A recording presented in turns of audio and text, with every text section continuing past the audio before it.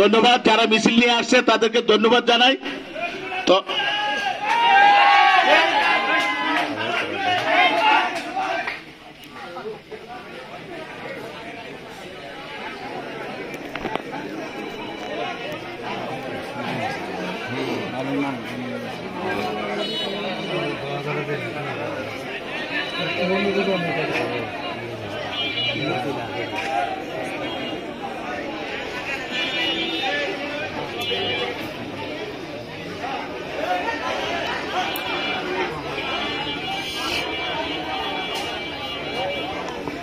যারা মিছিল নিয়ে আসছেন তাদেরকে ধন্যবাদ।